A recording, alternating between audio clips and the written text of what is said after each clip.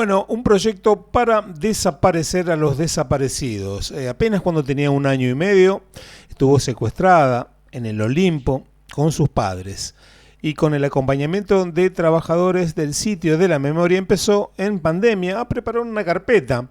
Pero nunca pensaba que podría llegar a convertirse en lo que hoy se ha convertido, que es un libro, y es acerca, el título es Estamos, y su autora, Adriana Lewy, presentó este libro y estamos en comunicación con ella. Hola Adriana, ¿qué tal? ¿Cómo te va? Buenas tardes.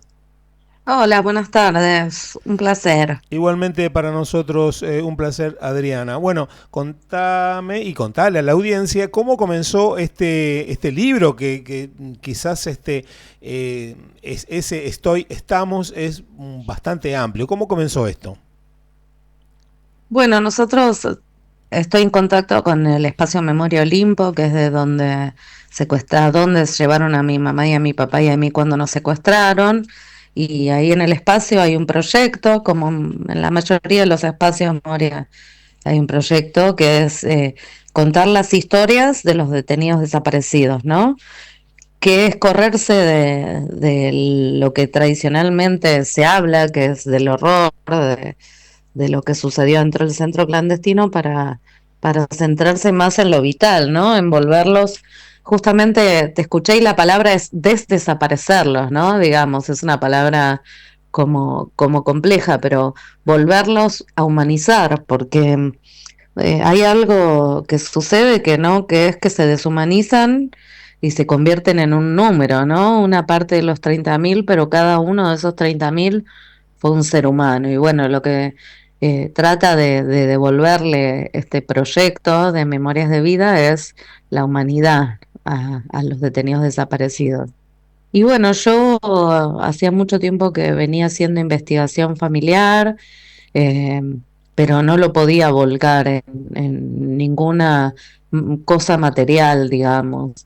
Y bueno, con la ayuda del espacio, de trabajadoras del espacio Olimpo, ex Olimpo, bueno, empezamos. La verdad que cuando empecé con la carpeta, imagínate, fue por Zoom en la pandemia y me dio un norte, un sur, como digo yo, me dio un sur para tener un proyecto en el que trabajar y bueno, de a poquito partí desde la idea de que no tenía nada a producir un libro. Así que imagínate cómo fue ese camino y bueno, me llevó mucho tiempo, pero se materializó finalmente. Adriana, es decir, para un escritor, tomar la vida de alguien y llevarla a un libro, escribirla, quizás pueda resultar un poco, dialogarlo en tercera persona. ¿Cómo pudiste elaborarlo vos, teniendo que haber elaborado todo un gran duelo desde muy, pero muy chica? ¿Cómo te resultó? ¿Te resultó muy doloroso? ¿Te resultó esclarecedor? Es decir, ¿te hizo bien? ¿Cómo sentiste todo al escribir eso? Bueno, digamos que todo lo que envuelve la memoria tiene un sabor no agridulce. Por un lado, fue muy intenso y potente y sanador para mí poder darme cuenta que conocía más de mi mamá y de mi papá de lo que yo creía y bueno, y darle esa forma de libro, ¿no? Y, y por otro lado, siempre es doloroso porque también te marca todo lo que no tuviste, ¿no? Podés ver todo eso que te perdiste por no poder estar en contacto con más tiempo con mis viejes, ¿no? Yo tuve suerte de que por lo menos estuve 1 año y medio. Hay otros pibes y pibas que no tuvieron esa suerte, ¿no? Y, pero bueno, siempre es así, como entre, digamos, agridulce. Pero el fin era más importante, ¿no? Que era hacer la carpeta, que fue lo que me movilizó a que me fuera más fácil continuar la investigación sobre la información de mis viejas y que no era para mí, sino que era para otras personas. O no solo era para mí, para mis hijos, sino que era también para todas y todos los visitantes que vienen al sitio, ¿no?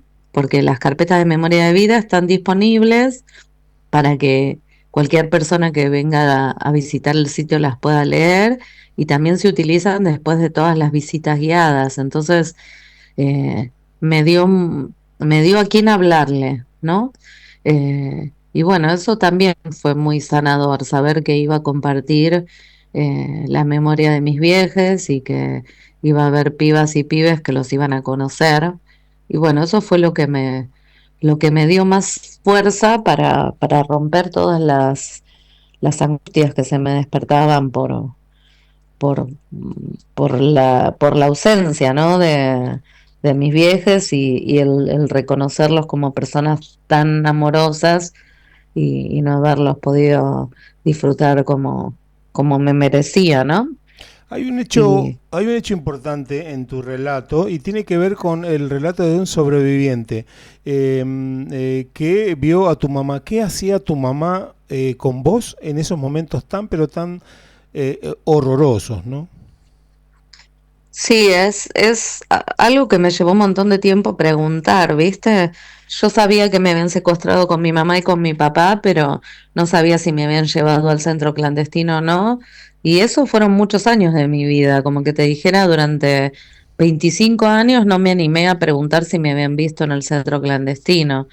Y cuando lo hice a través de una amiga que preguntó, más allá de que yo estaba en contacto con la gente del sitio. Y bueno, de ahí quedó, sabía que había estado en el centro clandestino, pero no sabía muy bien qué me había pasado. Y un día alguien se me acerca, una mujer, y me dice, hola Adriana, ¿cómo estás? Y ahí me dice, yo estuve secuestrada con tu mamá y con vos en el centro clandestino. Y bueno, fue un shock, la verdad, porque, bueno, viste, tuve confirmación de lo que había pensado, que era que efectivamente era cierto que había estado ahí, y bueno, alguien que me podía contar. Yo en ese momento no pude recibir la información. Quería saber qué ella recordaba, pero no pude escucharla. Entonces, ella vive lejos, vive en Europa. Entonces, nuestra comunicación finalmente fue por Facebook. Eh, y bueno, ella me contó que a ella la secuestraron también con su hijito. Era una chica de 17 años que tenía un hijito. Y, y entonces estábamos en lo que se llamaba la sala de incomunicados, que era el primer lugar al que te llevaban después de secuestrarte. Y bueno, que ahí estaba mi mamá conmigo en UPA.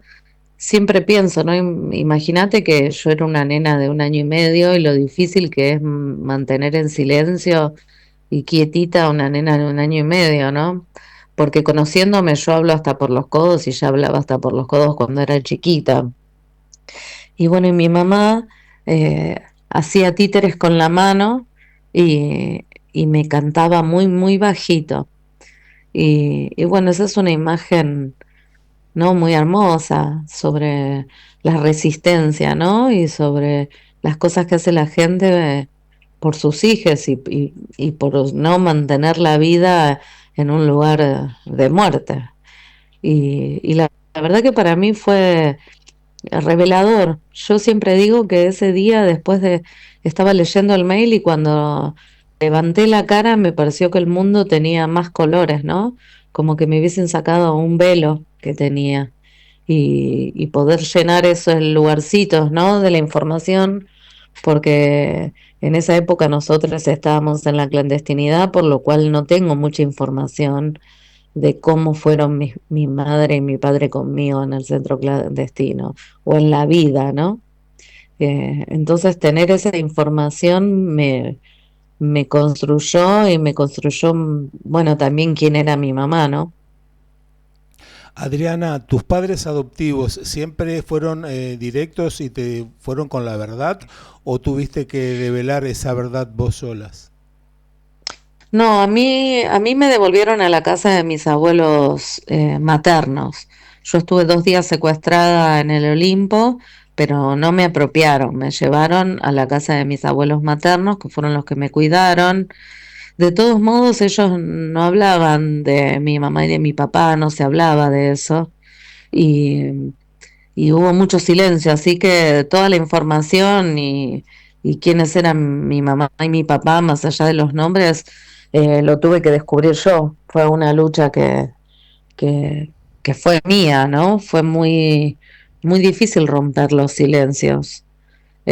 Había mucho, bueno, el miedo y la violencia generó que la gente no pudiera hablar.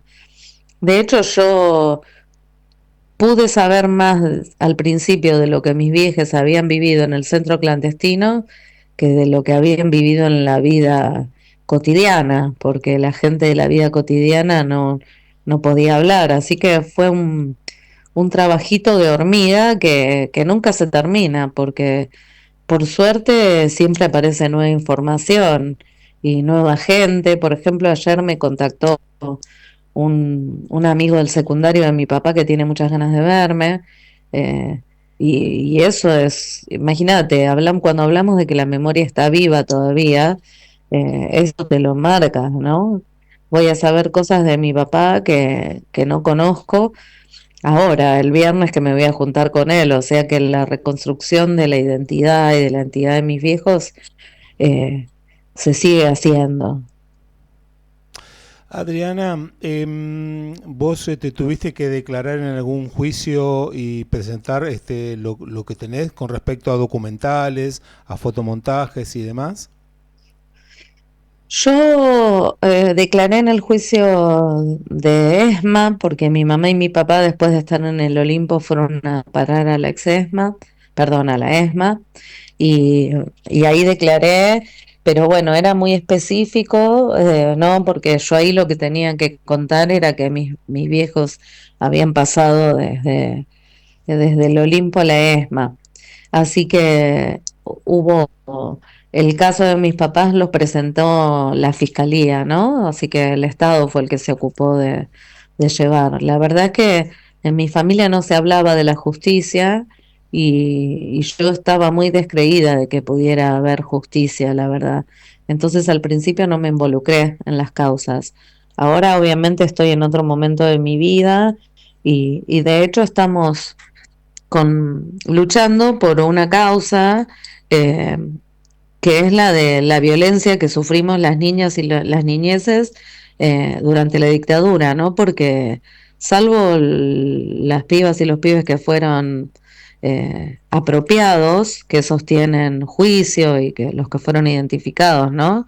Los niños y las niñas que fuimos secuestrados con nuestros padres o violentados por la dictadura cuando secuestraron a nuestros padres o abandonados en la calle, porque bueno, no tenían una sola metodología de violencia, ¿no? Los genocidas. Y no tuvimos nunca justicia, porque interpretaciones de las legislaciones, ¿no? Y nosotros estamos reclamando que se visibilice porque se manejó mucho tiempo a los niños, o se habló de los niños y las niñas como si fuéramos un accesorio de la violencia hacia nuestros padres, cuando eso no fue así, eso nosotros fuimos violentados directamente, con saña, ¿no? Es por esto que te digo, si empezamos a ver la cantidad de violencias que desplegaron sobre las niñeces, son terribles. Y bueno, nosotros también merecemos justicia. Necesitamos que el Estado se haga cargo y que diga que lo hizo, que acepte lo que hizo y que haya personas, seres humanos que fueron los que ejecutaron esa violencia, que paguen su, su condena, ¿no? Y bueno, estamos haciendo una lucha bastante fuerte para que también desde el Estado, ¿no? Porque los jueces, los fiscales son parte del Estado, tomen nuestra causa. Ya hay algunos casos de niñas y niños que fueron violentados con sus padres que tienen condena, por lo cual nosotros estamos un pasito más cerca de que ya tenemos, viste, unos casos como para agarrarnos de eso, para decirle, bueno, si condenaron por estos casos, también merecemos justicia nosotras. Adriana, en tu libro estamos. vos considerás que lo has escrito a manera de sublimación de tanto dolor, de tanto horror, de tanta pérdida, de tanta tristeza, en una proyección hacia una mirada positiva para que esto nunca más se vuelva a reiterar? ¿Ese es principalmente el objetivo? El objetivo Ujú. es esta idea de desdesaparecer a los desaparecidos, ¿no? De ponerles cuerpo, de ponerles alma, de ponerles historia, eh, y de construir la historia para mis hijos, de construir la historia para mi familia, mis tíos, mis primos, mis tíos lejanos, para que puedan volver a agarrar a mi mamá y a mi papá como las personas que eran. Y obviamente también para mí, ¿no? Porque para mí mi mamá y mi papá eran como fantasmas y eso me perseguía más allá de que, bueno, yo tengo estrés postraumático por la violencia que sufrí dentro del centro clandestino y eso me da muchas pesadillas, pero no conocer a mis padres también me sumaba un peso gigante. Y bueno, haber terminado de, como yo digo, materializar, ¿no? Porque no es solo escribirlo, sino imprimirlo, porque y que se convierta en un libro que no solo tenga a mi familia, sino que llegue a otras manos, ¿no? Que otras personas conozcan a mi mamá y a mi papá. Y, y bueno, eso me hace muy feliz porque la memoria no se carga en uno solo, ¿no? La memoria la tenemos que llevar todas y todos. Entonces, un poco la idea del libro tiene todos estos ejes, ¿no? No solo darle información a mis hijas, ni hacerme bien a mí misma, sino eso, dejar de que estén desaparecidos para que sean seres humanos de carne y hueso.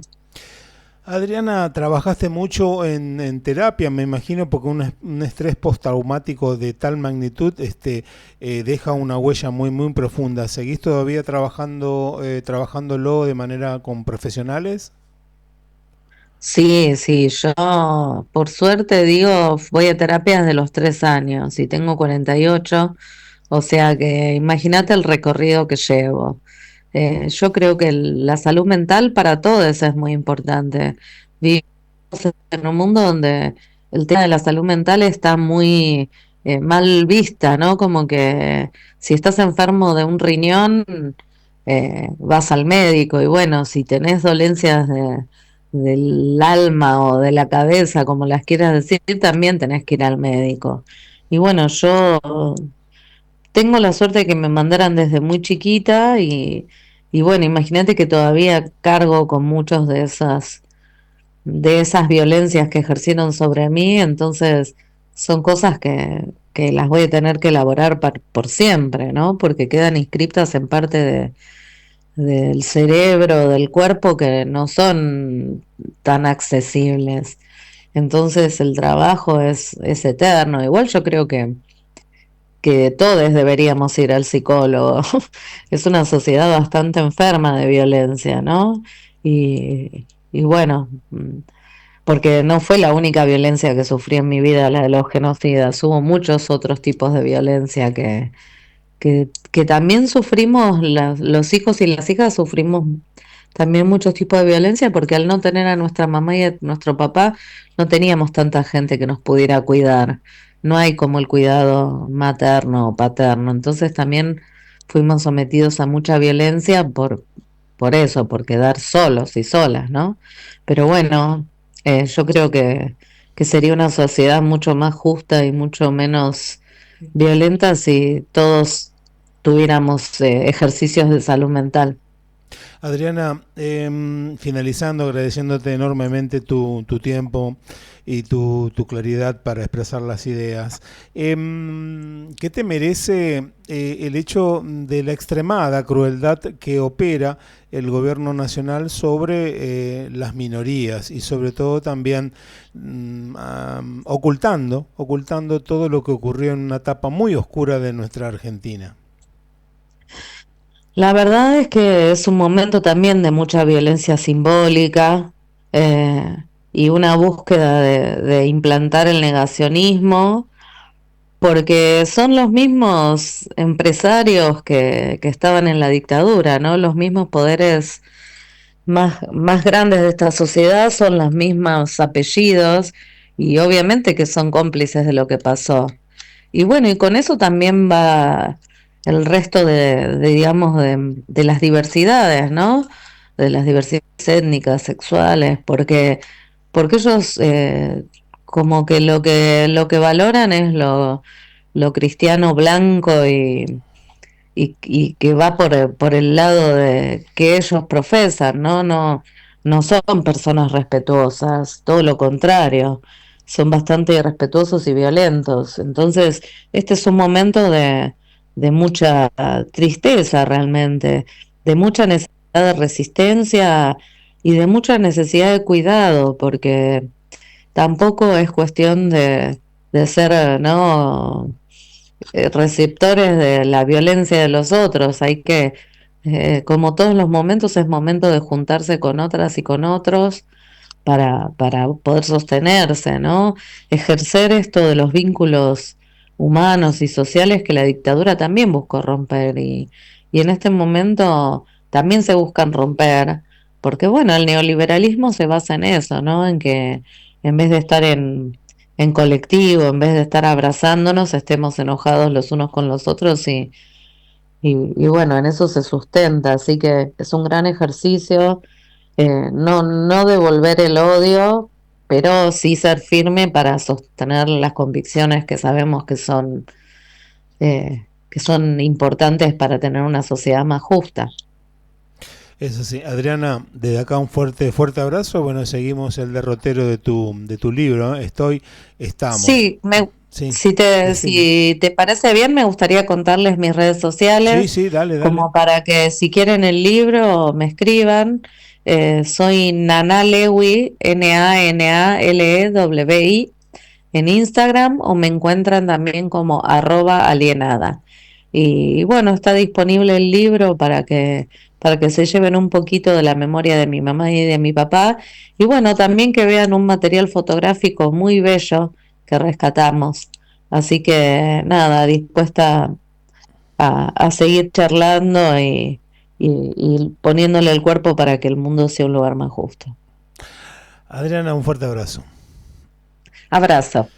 Hasta aquí la palabra de Adriana Lewy, con quien hablábamos. Era una pequeña niña de apenas un año y medio cuando estuvo secuestrada en el Olimpo junto a su padre y a su madre, y con el acompañamiento de los trabajadores del sitio de la memoria.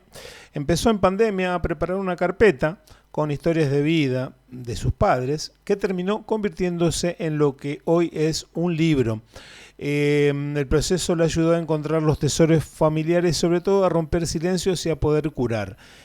Pasó aquí por la chalet Adriana Nana Levi.